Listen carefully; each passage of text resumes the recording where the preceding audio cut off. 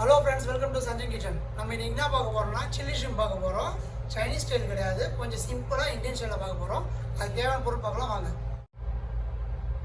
நம்ம இன்னைக்கு chilli shrimp பண்ணுறதுக்கு 2 டேபிள் ஸ்பூன் இஞ்சி பூண்டு பேஸ்ட் எடுத்து வச்சுருக்கேன், 2 டேபிள் ஸ்பூன் சில்லி பேஸ்ட் எடுத்து வச்சுருக்கேன், அதாவது காய்ஞ்ச மிளகாய் தண்ணியில் ஊற வச்சு அரைச்சி வச்சுருக்கேன், ஒரு பெரிய சைஸ் லெமன் ஜூஸ் புழிஞ்சு வச்சுருக்கேன், 1 table spoon soya sauce, light soya sauce, 750 gram shrimp எடுத்து வச்சுருக்கேன், 1 table spoon Kashmir chilli powder எடுத்து வச்சுருக்கேன். ஏன்னா நம்ம சில்லி பேஸ்ட் யூஸ் பண்ணுறோம், அதனால் இது காரம் கம்மியாக இருக்கும், கலர் கொடுக்கும், அதனால் நம்ம இது யூஸ் பண்ணுறோம்.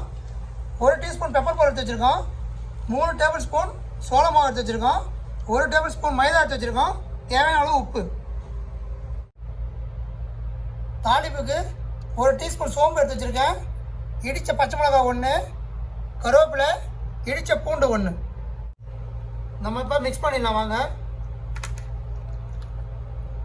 3/4 கிலோ ஷ்ரிம்ப்பு நல்லா க்ளீன் பண்ணி வாஷ் பண்ணி எடுத்து வச்சுருக்கேன் லெமன் ஜூஸ்,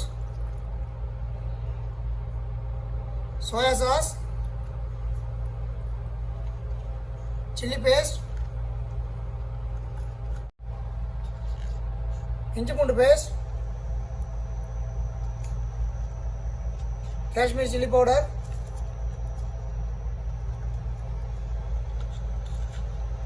எடுத்து வச்சிருக்க பெப்பர் பவுடரில் பாதி போடுறேன். இப்போ சோள மாவு,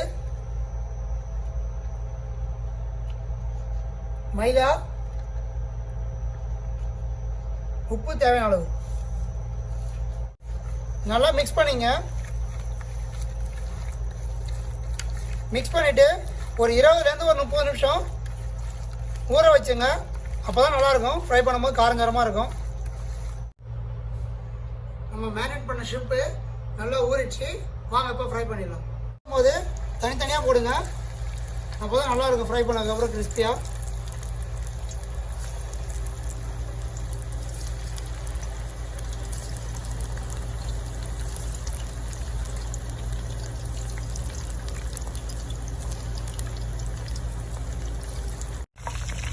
ஷ்ரிம்ப்பு ஆயிலில் போட்டதுக்கப்புறம் கொஞ்ச நேரத்துக்கு கிண்டாதுங்க. கிண்டிங்கன்னா அந்த பேட்டரி பிச்சுன்னு போயிடும். இப்போ ஆல்மோஸ்ட் ரெடி ஆகிடுச்சு, எடுத்துடலாம். இந்த மாதிரி கலர் வந்தால் போதும், இந்த அளவுக்கு. வாங்க இப்போ தடுக்கா போட்டுடலாம். அதுக்கு இப்போ நம்ம தடுக்கா போட்டுடலாம். சில்லி ஷ்ரிம்ப்புக்கு நான் இன்றைக்கி வந்து ஒரு 1.5 டேபிள் ஸ்பூன் அளவுக்கு பட்டர் எடுத்துருக்கேன். நீங்கள் பட்டர் இல்லைன்னா ஆயில் கூட யூஸ் பண்ணலாம், அதனால் ஒன்றும் பிரச்சனை இல்லை.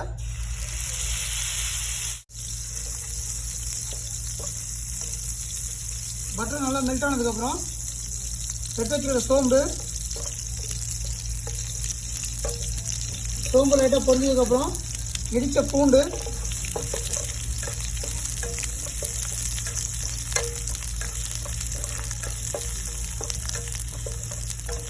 நல்லா அந்த பட்டரில் ஃப்ரை பண்ணிங்க. பூண்டு கொஞ்சம் ப்ரௌன் ஆகிற அளவுக்கு. பூண்டு நல்லா ப்ரௌனாக ஃப்ரை ஆனதுக்கப்புறம் இடித்து வச்சுருக்கோம் பச்சை மிளகாய். உங்களுக்கு பச்சை மிளகாய் பிடிக்கிறோன்னா நீங்கள் சில்லி ஃப்ளேக்ஸ் கூட யூஸ் பண்ணிக்கலாம், காரத்துக்கு தகுந்த மாதிரி. கருவேப்பிலை, நம்ம ஃப்ரை பண்ணி வச்சுருக்க ஷ்ரிம்ப் ஆட் பண்ணுறோம்.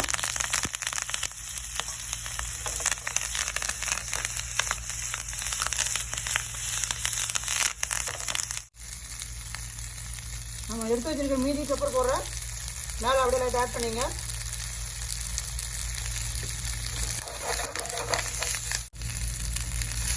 இப்போ சுவையான சில்லி ஷ்ரிம்ப் ரெடி ஆச்சு. வாங்க இப்போ சர்வ் பண்ணிடலாம்.